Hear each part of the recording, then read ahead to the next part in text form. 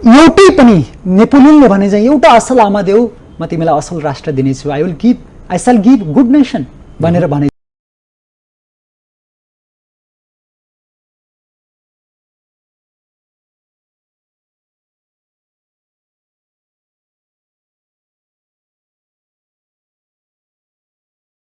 Unlike Hinduism, when we read the Vedas, it's mentioned that Almighty God, He created the Brahmin class, the learned class from the head. That's the first caste. Then He created the warrior class, the Kshatriyas, from the chest. Then from His stomach and thighs, He created the business community, the Vaishyas. And from the feet, He created the Shudras, that's the untouchables, that's the lower caste. So this is what is mentioned. गुरुङहरू Nepali संस्कृतिका ती अथक योद्धाहरू जसले भारत मात्र होइन ब्रिटिसमा पनि धेरै ठूलो योगदान, प्रथम र द्वितीय विश्वयुद्धमा नेपाली जनजातिहरूमा गुरुङहरूको पनि धेरै ठूलो भूमिका छ र नेपालीले गर्व गर्ने एउटा अवसर हाम्रा आदरणीय जनजाति वर्गबाट विशेष गरी मगर, गुरुङ, राई, लिम्बू आदिबाट नेपालीले प्राप्त गरेका छन्। त्यसैले म अत्यन्तै हार्दिकतापूर्ण शुभकामना पनि म व्यक्त गर्न चाहन्छु। यही पृष्ठभूमिबाट छलफल गर्नु पर्दाखेरि कहिलेकाहीँ हामी बीचमा अब राजनीतिक हिसाबले भनौँ, सामाजिक हिसाबले जातीय विविधताको कुरा उठ्छ, तर जसले जे भने पनि जातीय विविधताभित्रको एकताको एउटा उदाहरण छ भने नेपाल छ हैन। यस्ता किसिमको पर्वहरूमा यो उदार भावनाले तपाईले जसरी विश्लेषण गर्नुहुन्छ, मैले जसरी सदा सहायता राख्छु, अरूले राख्छन्, यो नै एउटा उदाहरण हो जस्तो लाग्छ। तर यस बीचमा पनि कहिलेकाहीँ जातीय विखण्डनको कुराहरू उठ्ने गर्दछ। यस कुरामा गुरुको मत के छ? वास्तवमा नेपालमा जति पनि 113-15 जति जातिहरू बस्छन्, ती सम्पूर्ण जातिहरू यति मिलेर नङ र मासु जस्तो बसेको हाम्रो सभ्यता, संस्कृति, हाम्रो परम्परा हो। यो आज पश्चिमले, विशेष गरी युरोपले आफ्नो संस्कृतिको माध्यमबाट हामीलाई गुलाम बनाउनका लागि पहिला तोपले आक्रमण गरे, हाम्रा पूर्वजले पराजित गरिदिए। आज पनि बुटवल नजिकैको त्यो जितगढी साक्षी छ। तोप हारेपछि अब पोप प्रयोग गर्न लागे। अब उनीहरूले आफ्नो संस्कृतिको माध्यमबाट हामीलाई गुलाम बनाउने योजना बनाए। त्यसैले हामीलाई उचालेर हामी भित्र फुट पार्ने एउटा योजना बनाए र केही हाम्रा आफ्ना अत्यन्तै आत्मीय दाजुभाइ, जनजातिका दाजु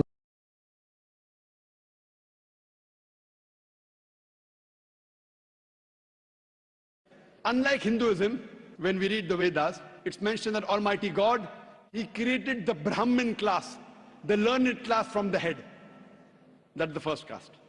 Then He created the warrior class, the Kshatriyas, from the chest. Then from His stomach and thighs, He created the business community, the Vaishyas.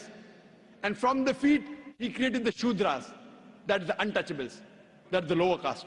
So this is what is mentioned. Dr. Holzer Christian को शोधले the unknown life of जीससले के भन्छ भन्दाखेरि उनले 18 वर्ष नेपालमा बिताएका थिए, केही समय तिब्बतमा बिताए, केही समय भारतमा बिताए। नेपाल, भारत र तिब्बत लद्दाख गरेर उनले 18 वर्ष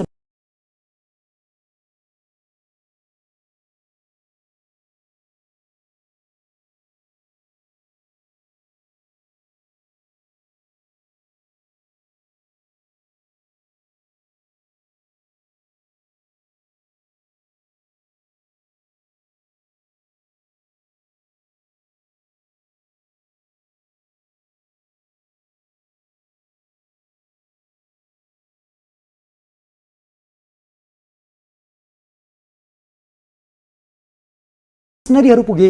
अब अफ्रिकाको पूर्व राष्ट्रपति जो केही समय अगाडि विश्वको महानतम व्यक्तित्व बिदा भएर जानुभयो, उहाँले त के भन्नुभयो भने, when the missionaries came to this country, they had Bible, we had land. They said, let's pray. Then we started to pray. Then we closed our eyes. Then we started to pray. When we opened our eyes, we had Bible, they had land.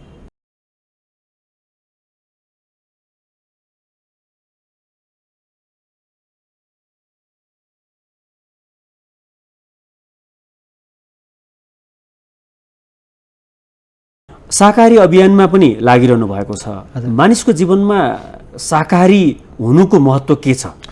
एकदमै महत्त्वपूर्ण प्रश्न हो। सबभन्दा पहिलो कुरा, मान्छेको लागि मांसाहार आवश्यक छँदै छैन। एक दोस्रो कुरा, मानिस शाकाहारी प्राणी हो। आज की साइंस ये कहती है कि हमारे जिस्म में हमको प्रोटीन की जरूरत है, कम से कम 23 एमिनो एसिड की जरूरत है। यही 23 में से 8 एमिनो एसिड हमारे जिस्म में नहीं बनते। उसके लिए फर्ज है कि ये हमारे खाने में हमें ये एमिनो एसिड मिलना चाहिए। कोई भी शाकाहारी कोई भी भाजीपाला नहीं है जिसमें आटो के आटो अमीनो एसिड मौजूद है। फ्लैश में, गोश्त में आटो अमीनो एसिड मौजूद है। इसे साइंस कहती है कंप्लीट प्रोटीन, कंप्लीट फूड। आज साइंस ये कहती है कि फ्लैश फूड में, गोश्त में प्रोटीन है, नियासिन है, विटामिन B1 है, इससे सेहत अच्छी बनती है। और आज भाई आप हिंदू है ना? आपके नाम से लगता है हिंदू है। हिंदू है ना सर? जी हिंदू ही है। आप हिंदू है ना? हाँ। हाँ बिल्कुल सही, आपके नाम से लग रहा है आनंद आपका नाम है, आप हिंदू है। आपको गलतफहमी होंगी कि हिंदू मजहब में गोश्त खाना हराम है। आप जब हिंदू मजहबी किताब पढ़ते हैं, आपकी मजहबी किताब में लिखा है कि गोश्त भी खा सकते हैं, मांस भी खा सकते हैं और बीफ भी खा सकते हैं, गाय का गोश्त भी खा सकते हैं। आप जब पढ़ेंगे मनुस्मृति चैप्टर नंबर 5 अध्याय नंबर 5 श्लोका नंबर 30 में लिखा है कि अगर खाने वाले जानवर, अगर खाने वाले मखलूक उस चीज को खाती है जो खाने वाले जानवर है, तो आप कोई गुनाह नहीं कर रहे, क्योंकि ईश्वर ने कुछ मखलूक को बनाया है खाने के लिए और कुछ मखलूक को खा जाने के लिए। Some to eat and some to be eaten. तो अगर आप खाने वाले जानवर खाते हैं तो गुनाह नहीं कर रहे। लिखा है मनुस्मृति में अध्याय नंबर 5 श्लोका नंबर 31 में कि अगर आप पूजा के लिए जानवर को कत्ल करते हैं तो कोई गुनाह नहीं करते। लिखा है मनुस्मृति में अध्याय नंबर 5 श्लोकान नंबर 39 और 40 में कि ईश्वर ने कुछ जानवर को बनाया है पूजा के लिए, सैक्रिफाइस के लिए। तो killing in sacrifice is not killing. तो कत्ल करना पूजा में कत्ल नहीं है। तो मनुस्मृति के मुताबिक आप गोश्त खा सकते हैं। फिर आप जब मुताला करेंगे महाभारत का, महाभारत में अनुशासन पर्व में अध्याय नंबर 88 में युधिष्ठिर, पांडव के 5 भाई थे, आपने युधिष्ठिर का नाम तो सुना होगा।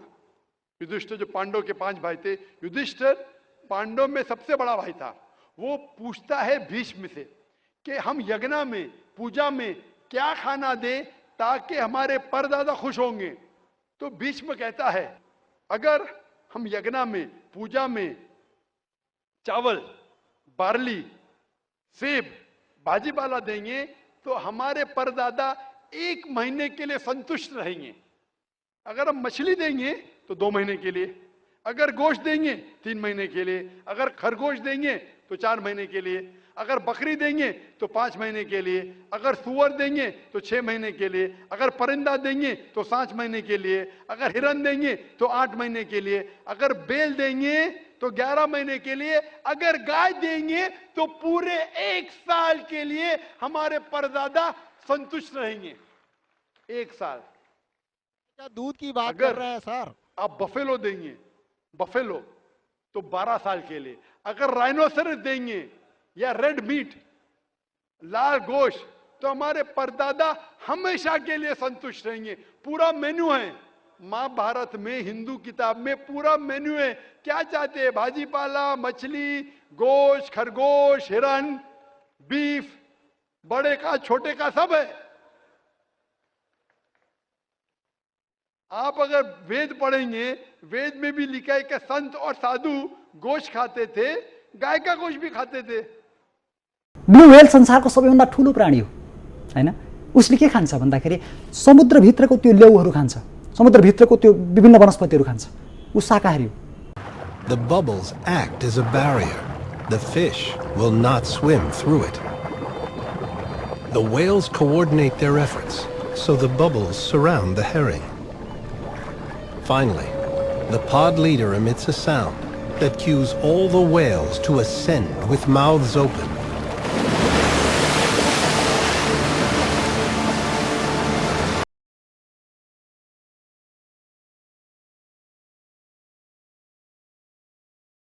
चर्चमा सुरु गरेका हुन्। जिससले जीवनभर मासु खाएनन्, जिसस जीवनभर शाकाहारी।